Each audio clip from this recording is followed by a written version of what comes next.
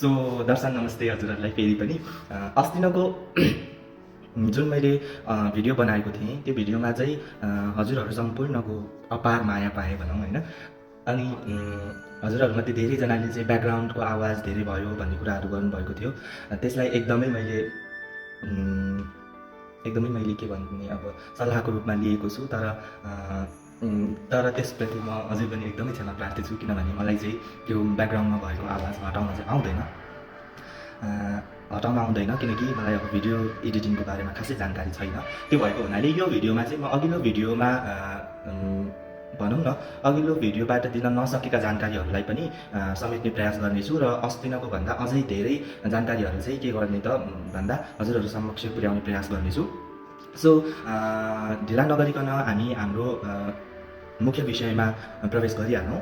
मुख्य विषय चाहिँ हाम्रो के हो त भन्दाखेरि विपासना ध्यान विधिको बारेमा हामी के गरिरहेछौँ त भन्दा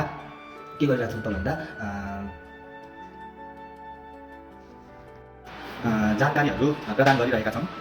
अनि के भन्छ त भन्दाखेरि विपासना ध्यान विधिले चाहिँ विशेषतः हामीहरूको हाम्रो जुन महामानव गौतम बुद्ध हुनुहुन्छ उहाँले आजभन्दा 2500 वर्ष अगाडि दिनुभएको एउटा भनौँ मानव जातिका लागि भन्दा पनि प्राणी जगतकै लागि एउटा अनमोल उपहार नै भन्नुपर्छ।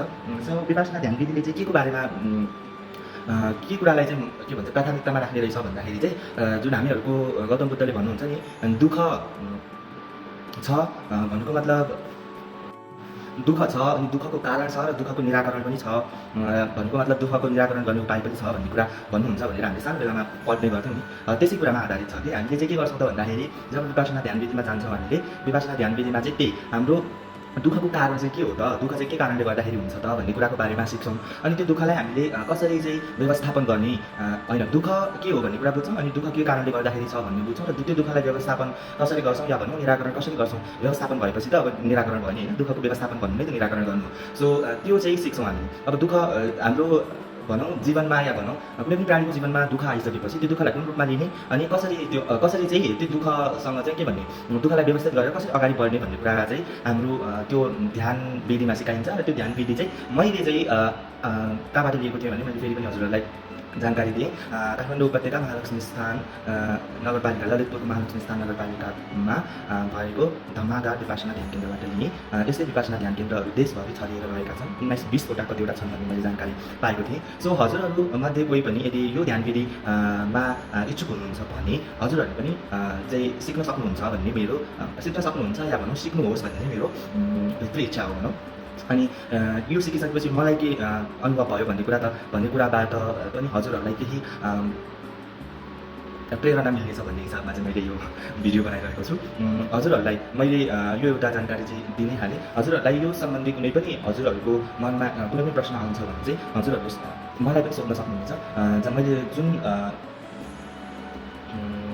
मैले जुन हिसाबमा गर्न सक्छु मैले जान्छु त्यति हजुरहरूलाई भन्नेछु भन्ने चाहिँ मेरो प्रण हो।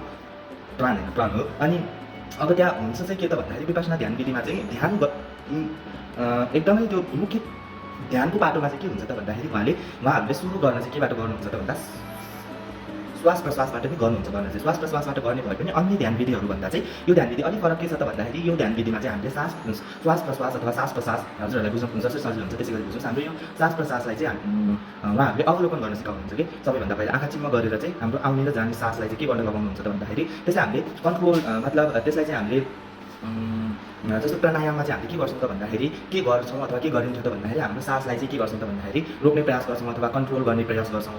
अग्रम बग्रम कन्ट्रोललाई के भन्ने विभिन्न विधिहरूमा फरक तरिकाले गरे अनुसार विपासना विधिमा चाहिँ के गर्नुपर्छ त भन्दाखेरि हामीले सासलाई अब केही पनि गर्नु पर्दैन, आउने र जाने सासलाई चाहिँ हामीले विचार गर्छौँ। अनि त्यो विचार गर्न जब सिक्छौँ के भन्छ र हामीहरूको यो ट्राइङ्गुलर एरियामा भनेर भन्नुहुन्छ उहाँहरूले नि। अनि यदि ट्राई गर्नुभएको छ भने हजुरहरूले थाहा पाउन सक्नुहुन्छ होला।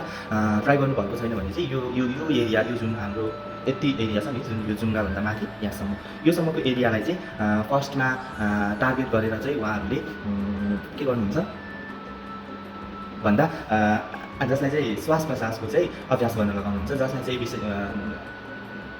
प्राविधिक शब्दमा भन्नुपर्दा चाहिँ आनापाना विधि भनिन्छ।